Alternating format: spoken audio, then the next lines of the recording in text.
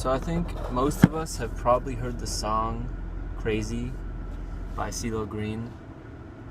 Actually, it's not by CeeLo Green, it's by,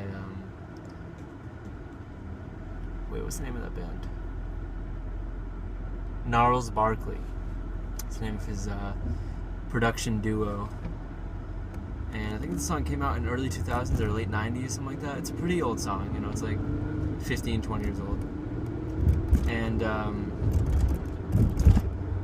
it's called Crazy, and it's about how, like, you know, you call me crazy, well, I can call you crazy, you know, and who's right, and who's really the crazy one. The funny thing about being crazy is it doesn't really matter if you're actually crazy or not until you start to question whether or not you're actually crazy. You know, it's one of those things like, if you think you know the answer, then you're good.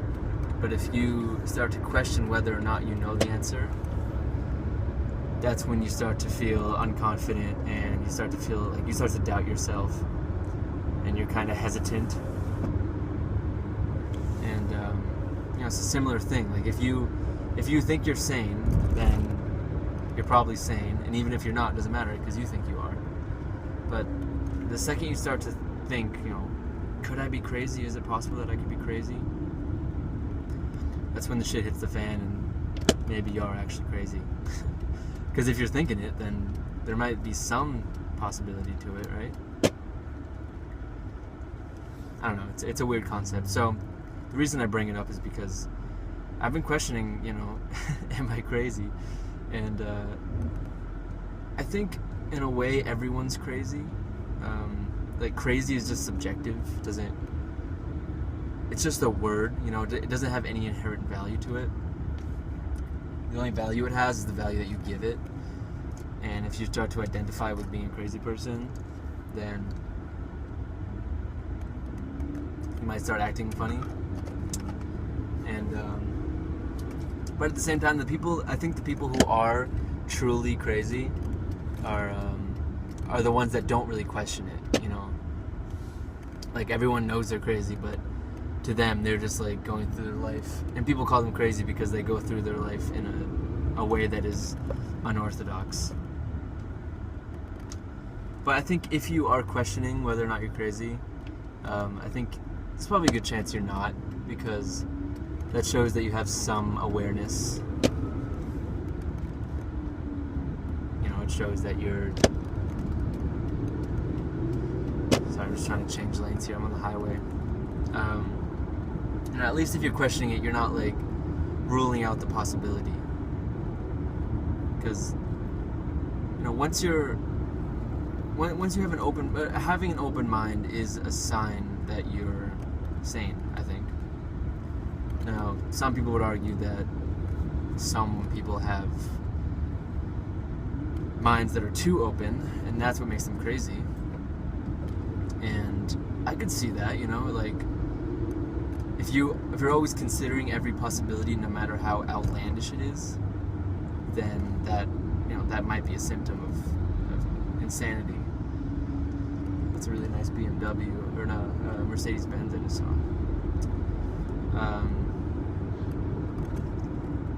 Yeah, one of the reasons why I've been kind of, like, wondering if I'm crazy or not is because, you know, I am a musician, I'm a producer, I'm also a writer. I love creating things because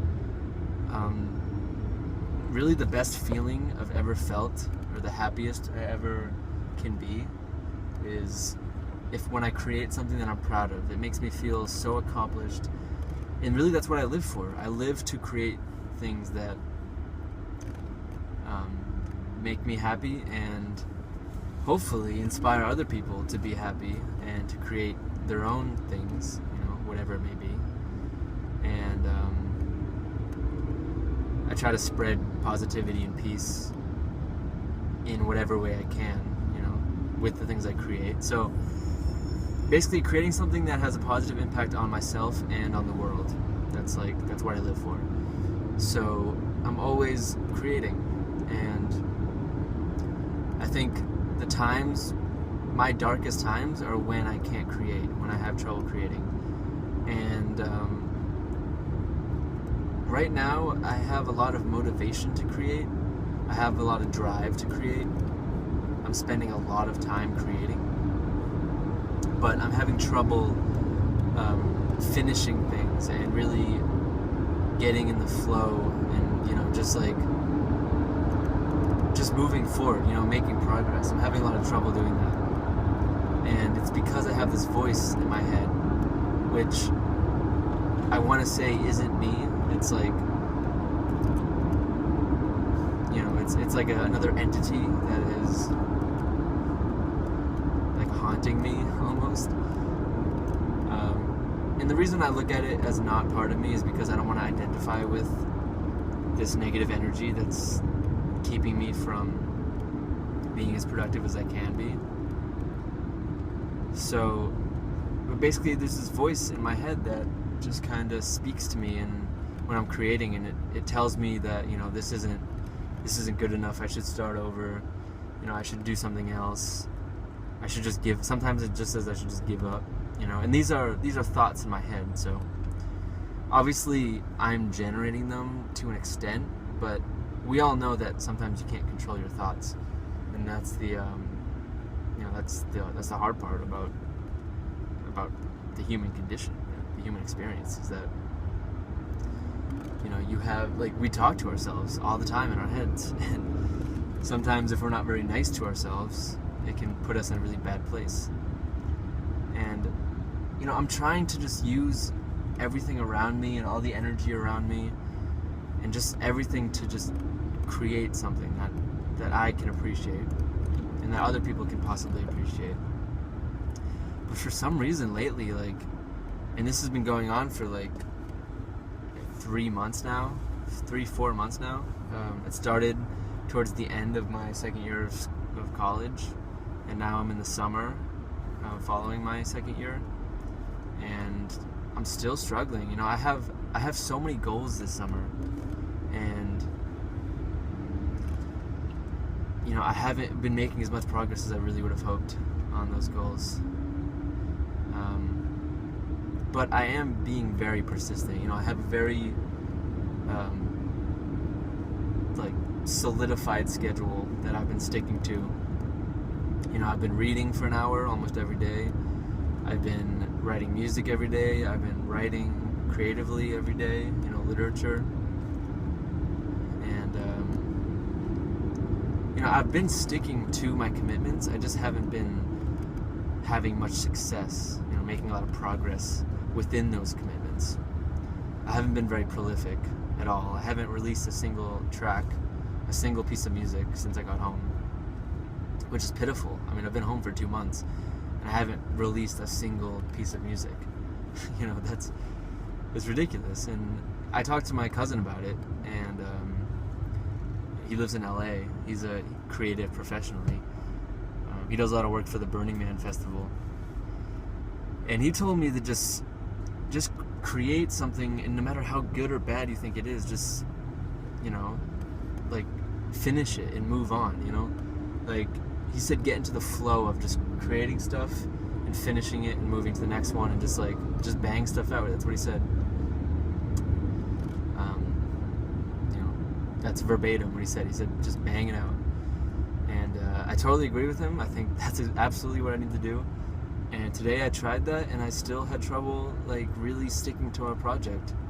And I know that I'm in control too. That's the part that I'm disappointed about myself in, is that at the end of the day, I'm the one in control.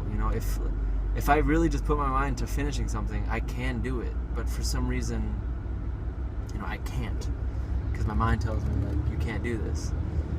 And at this point, it's just habitual. It's been 4 months, I think.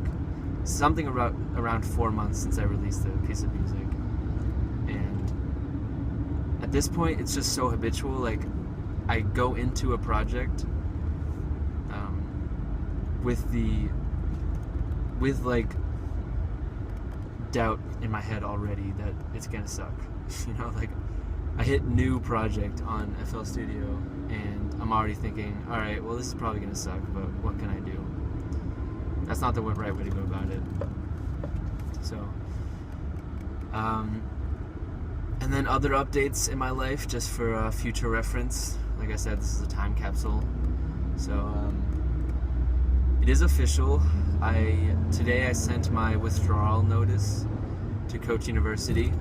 I am no longer going to Istanbul to study because it's just getting too unstable there. And really unfortunate because I really wanted to go to Istanbul and study at Koç University, but it's not going to happen.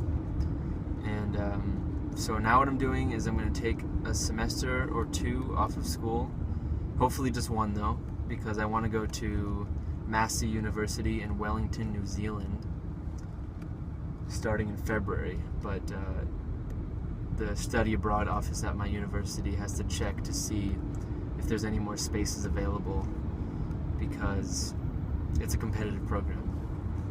So it might be impossible for me to go to New Zealand, and if it is, then I have no idea what I'm going to do. But I guess I'll figure it out at some point. So yeah, life is changing. Oh, and also I used to play Magic the Gathering in high school, and I was really good at it. And I took 2 years off of Magic the Gathering because, you know, I went to college and there's just other stuff going on in my life that was more important. And I also just I didn't think I could really afford it. And I also just felt that it was a hobby that I wanted to give up. But I'm thinking about it more, and Magic was a really great source of inspiration in my life. And it was a lot of fun. And it just inspired me to be creative. And I think, you know, maybe bringing it back into my life would really help me just feel happier, and also just be able to create more prolifically. So I'm gonna go to Friday Night Magic this week, and a new set is coming out like this Friday, so it's perfect timing to get back into it. So really excited for the future as always, and yeah, see you tomorrow hopefully. I just came back from Maine, so I didn't do any. Wow, check out all these leaves falling.